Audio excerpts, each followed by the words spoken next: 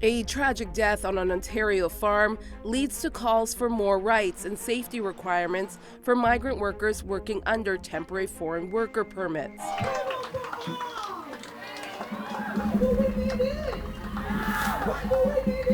Without status, you basically can do nothing. You have no access to healthcare and some other things you need to do. You can't even change your job. We need migrant workers to, plant and harvest our food, and then we kick them to the curb when we don't need them and they don't get the rights that they need. They fill vital positions, a majority in agriculture, food and beverage manufacturing, and home care. But are migrant workers being treated humanely? I was injured on the job. I am not getting any treatment.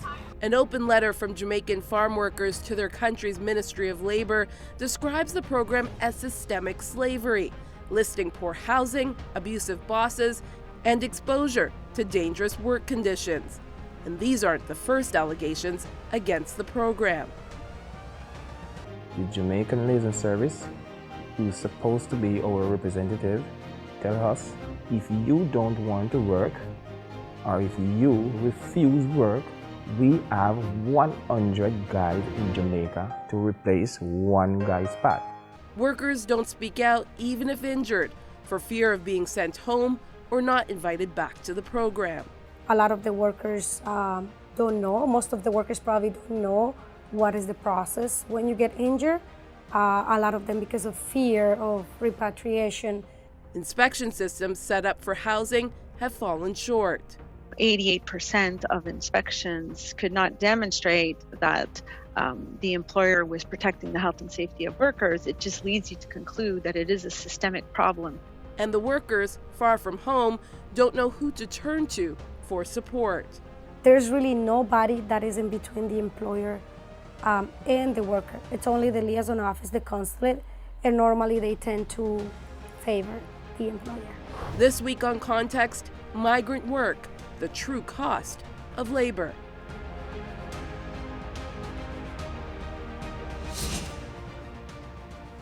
Welcome to Context. I'm Maggie John.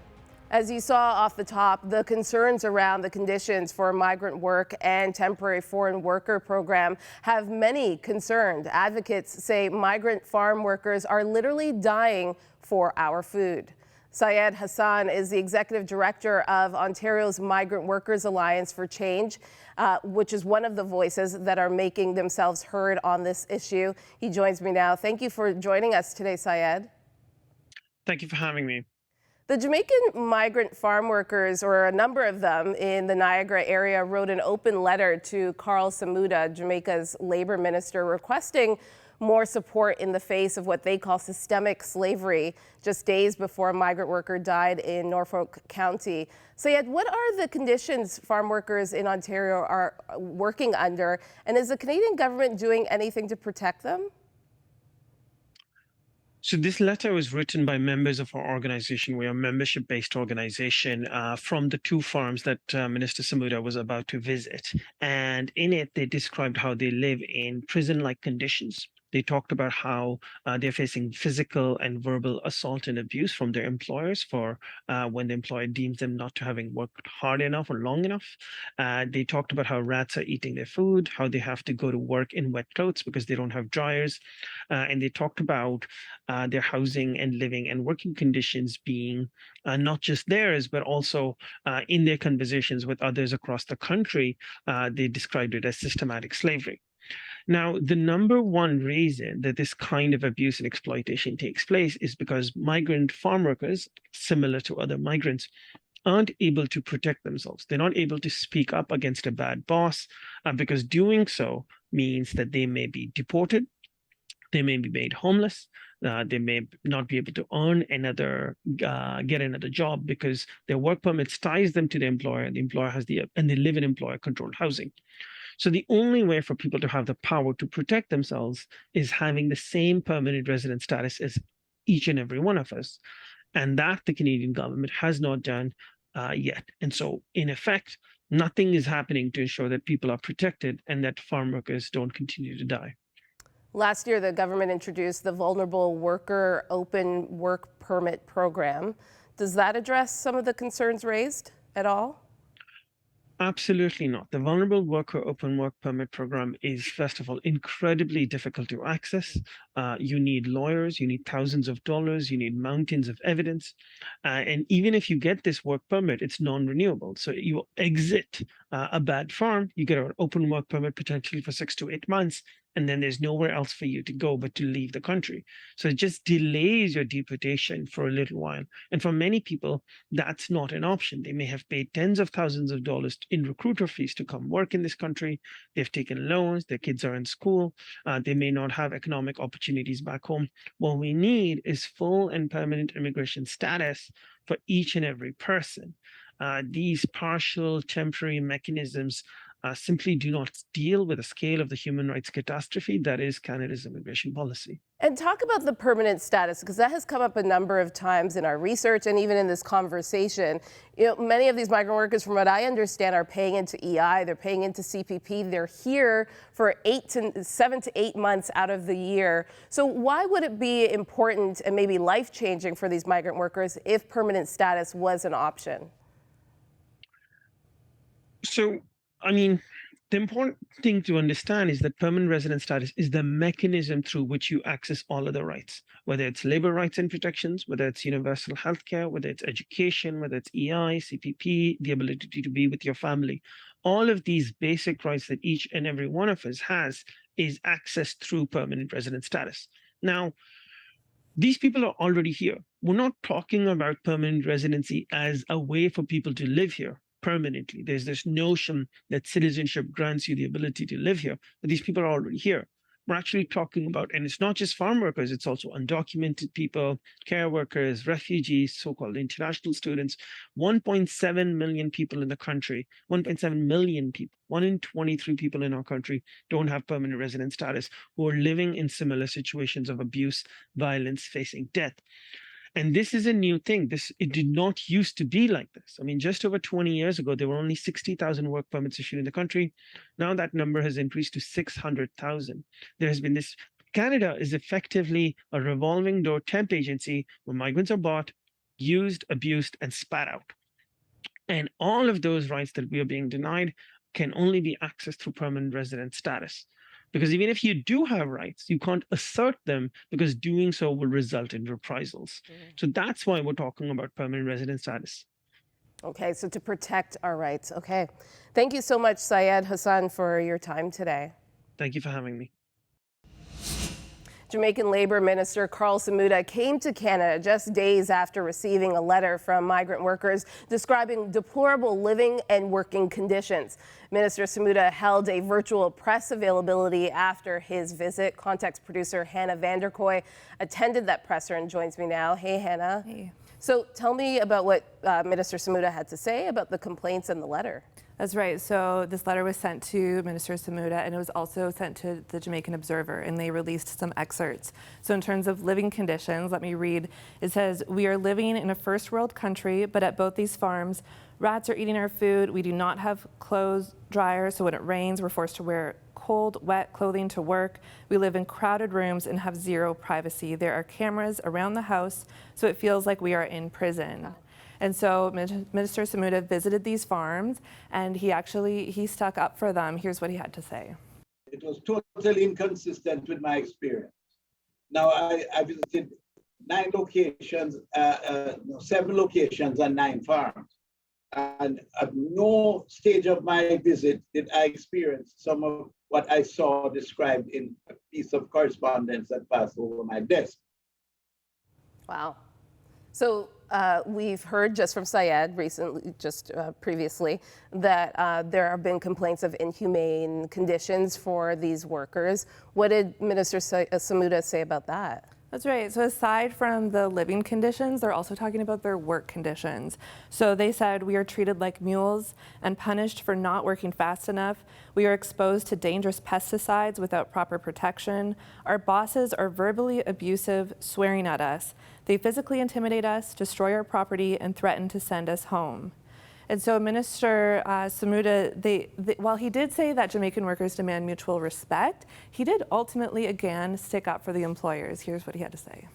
I found that by and large, the owners, farmers, were very cordial, very supportive of the program, very, at times, emotionally attached to the Jamaican workers, appreciative of their abilities, appreciative of the very rhythm of the people.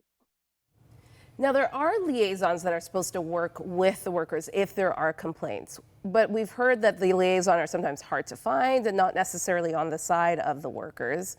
What have you learned about that? Yeah, so these liaison workers actually work for the government of the country where these migrant workers come from, so in this case, Jamaica. And they're supposed to be available all the time. But in the letter, it says, when we call our liaison officers for help, they do not respond to us, or worse, they take our boss's side and put a red mark next to our name, so we are not hired back anywhere next season. The fear is what stops us and our fellow migrant workers from speaking up about our rights as workers and humans.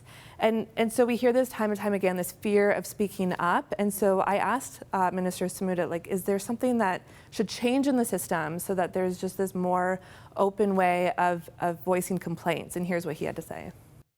I did not find anywhere where there was any inhibiting characteristic in any of the owners that would cause workers to feel intimidated by speaking out.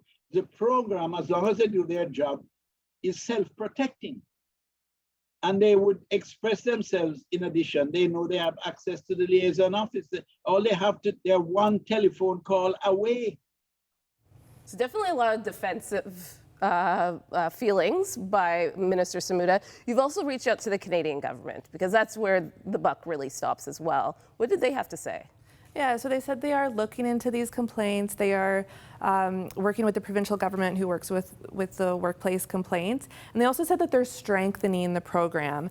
And so some of the ways are further inspections and mandatory training, leveraging a tip line and expanding it so that it has more languages available, as well as increasing support for migrant workers and organizations.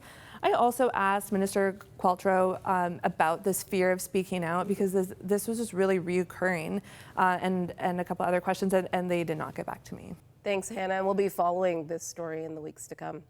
Well, recently I visited a church in the Niagara region that is committed to befriending migrant workers in that part of the country, many from the Caribbean, and the bond has grown deep.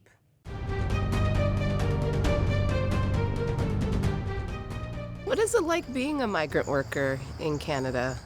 Well, good question. As I said, it's good for me because I didn't know nothing else to turn to. It's very hard, but to make two ends meet, sometimes you have to make sacrifice. Jesse has been working in Canada as a migrant agricultural farm worker for over 10 years. We have changed his name and withheld his identity to protect him. We met him outside Southridge Community Church, a group that has invested in befriending and creating a place of belonging for migrant workers working and living in neighboring farms in the Vineland area. Nate Dirks is the action pastor here. So Nate, tell me about the space that we're in. Yeah, so this is our church. This is Southridge Vineland. And this specific space is our thrift shop that we have, that our friends in the migrant farm worker community are able to come in here after hours and find used clothing and footwear and dishes and suitcases and just the things that our friends have expressed a need for. But it's sometimes hard for them to be able to access just where they're living and the times that they're working. And this is just a part of the way that we're using this space to serve the needs that have arisen. It's connected to our legal clinic, where we have legal professionals come in here and serve our friends and help them with all the questions that they have so that they're able to actually get free and confidential legal advice. And then further down where we have our health clinic, where they're able to actually be served with their health care needs. Each year, more than 60,000 offshore workers come to Canada to work on Canadian farms for upwards of 7 to 8 months. And most recently, an open letter written by a group of migrant workers who describe their treatment as systemic slavery, highlighting unfair conditions and marginalization. Issues Nate and volunteer Karen Buller have heard and seen firsthand. For a lot of our friends, some of the living conditions are pretty challenging.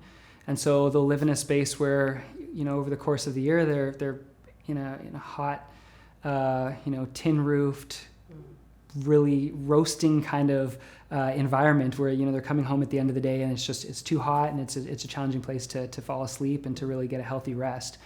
And sometimes they'll come back at the end of or at the beginning of a season, and it's sort of a space that hasn't been cleaned or touched, and it's maybe rats have infested it. And we've had some of those situations where there's been a rat's nest in an oven as they've come back to, after a plane ride to start a new season, and this is the house that they're expected to live in.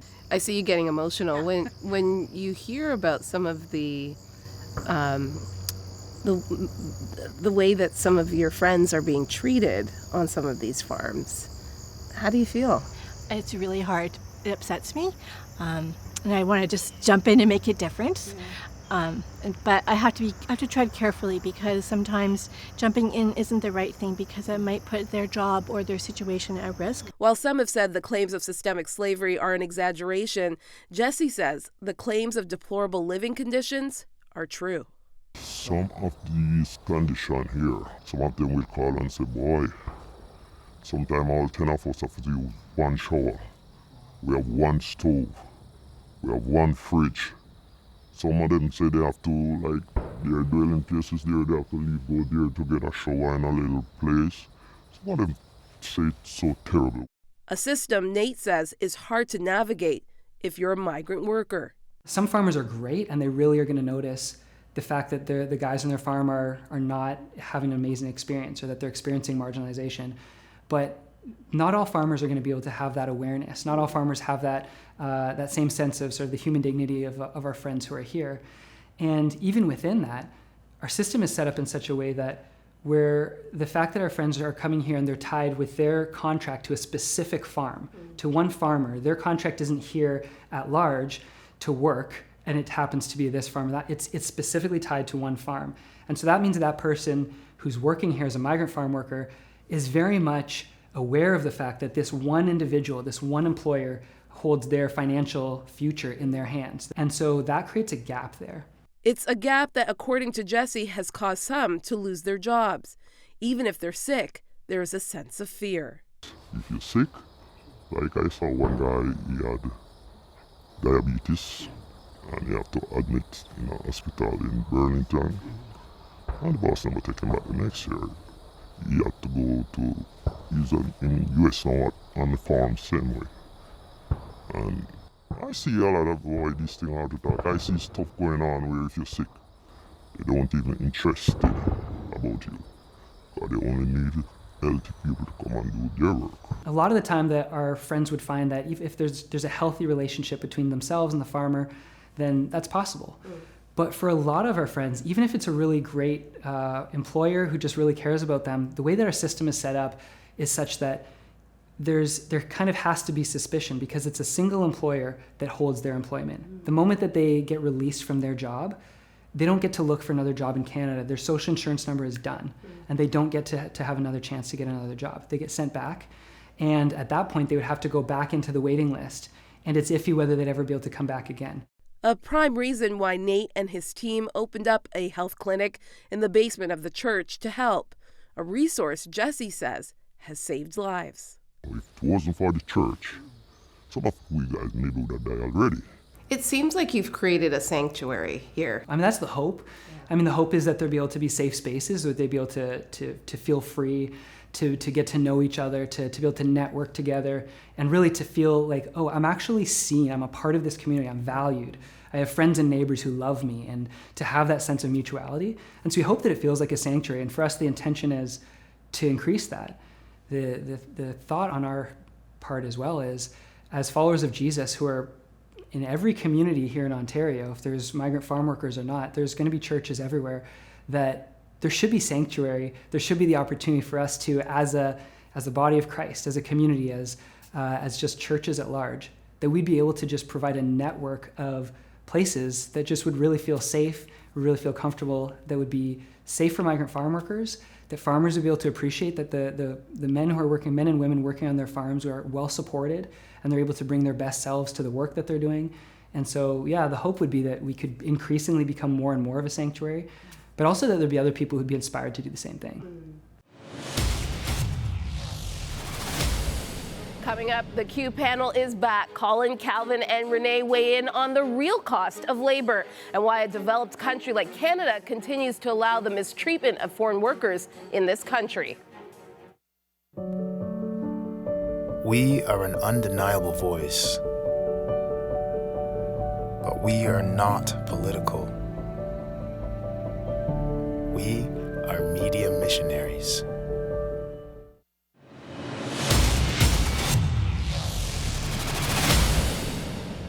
As we've discussed throughout the show, it is a program that has been around since the 70s. The Temporary Foreign Worker Program has sold as an opportunity to hire foreign workers to fill gaps in the workforce temporarily. Still, some have called the conditions that foreign workers live in demoralizing and inhumane. Critics of the program say workers need permanent residence status in order to be protected.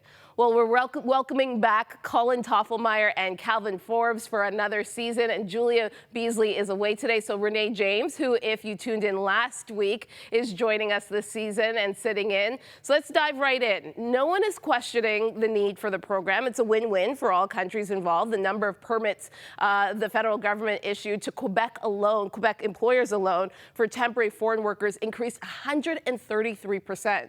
But is the treatment of migrant farm workers getting the attention it deserves? Renee? Maggie, certainly not.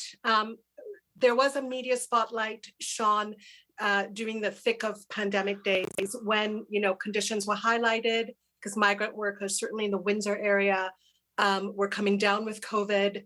And in fact, there were several migrant workers died of COVID. So certainly there was welcome attention paid and a spotlight shone on conditions. But I think there are larger issues and larger truths at stake. I think more context setting needs to be done in our media conversation, in our conversations as a whole.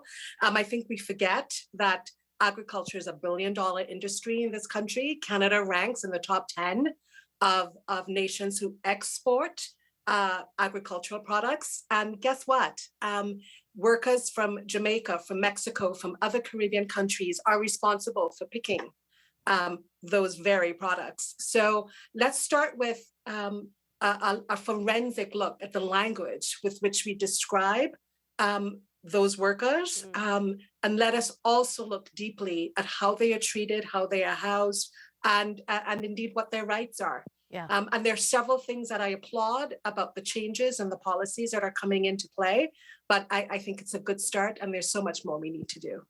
Advocates for migrant workers are calling for permanent residency, which would give migrants access to health care and the ability to leave their jobs if an employer was abusing them. Immigration Minister Sean Fraser just released a plan, but a path to permanent residency for foreign workers, temporary foreign workers, is not included. Is this something that the government should be actively working on? Colin? Well, when we think about workers in our country, we tend to assume that they have certain kinds of systemic protections, protections given by unions, protection given by various government agencies.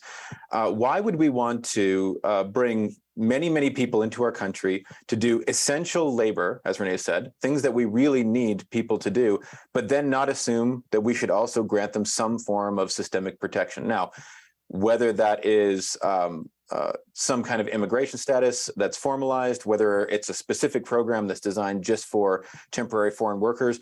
I mean, I'm personally open to lots of policy solutions, but I think the underlying assumption has to be workers need formalized protection and formalized supports like healthcare.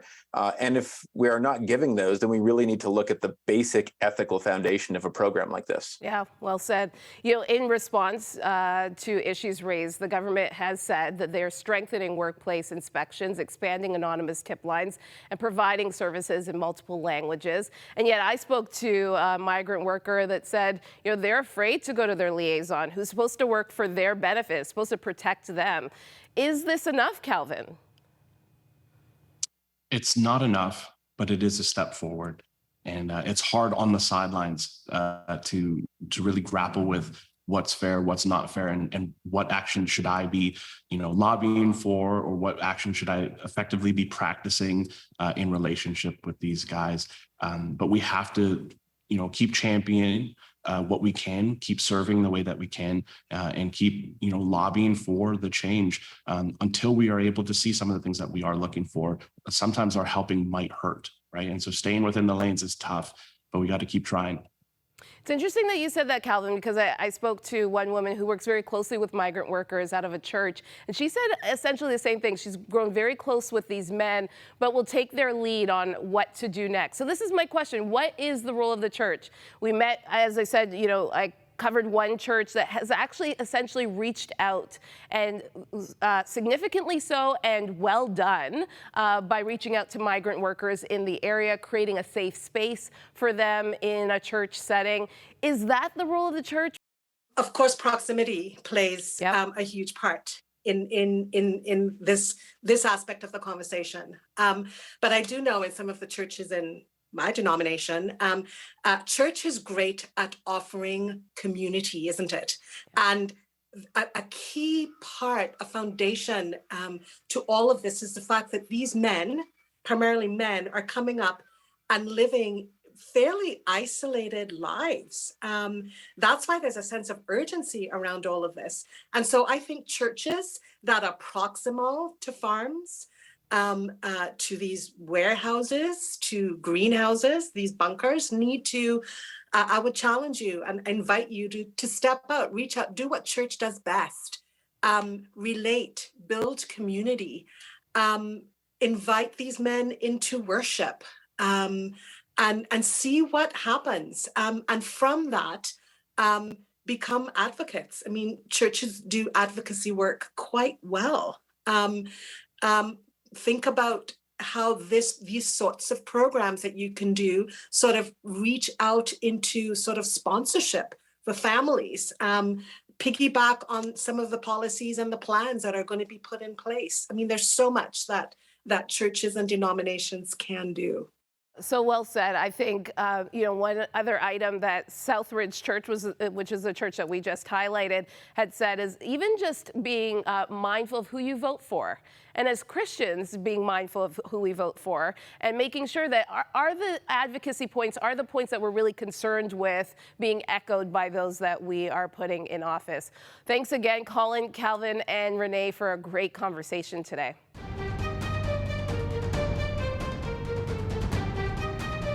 The choice to leave your home for 8 months out of the year to ensure a steady income for your family is not an easy decision. Still, for thousands of men and women who enter this country each year, hired to do jobs we Canadians don't feel the need to do, they have become essential to the success of our country. What do they ask for in return? For us, Canadians, to uphold our commitment to treat people fairly and humanely, to have a clean place to sleep and safe conditions to live and work. Safety. It's a standard we hold to the rest of the world. How about ourselves? After all, the golden rule says, do unto others as you would have them do unto you. And Leviticus chapter 19, verse 33 to 34 says, do not take advantage of foreigners who live among you in your land. Treat them like native-born Israelites and love them as you love yourself. Remember that you were once foreigners living in the land of Egypt. Maybe instead of asking ourselves about the cost, we need to ask how we can do better. Thank you for watching. Let us know what you think of today's topic. Join the conversation. Thank you for your ongoing support of Crossroads, a supporter-funded nonprofit organization and member of the Canadian Centre for Christian Charities. Thanks to faithful people like you, we are able to continue producing context. You can write to Crossroads, P.O. Box 5100, Burlington, Ontario, L7R 4M2, or visit crossroads.ca to learn more about our programs.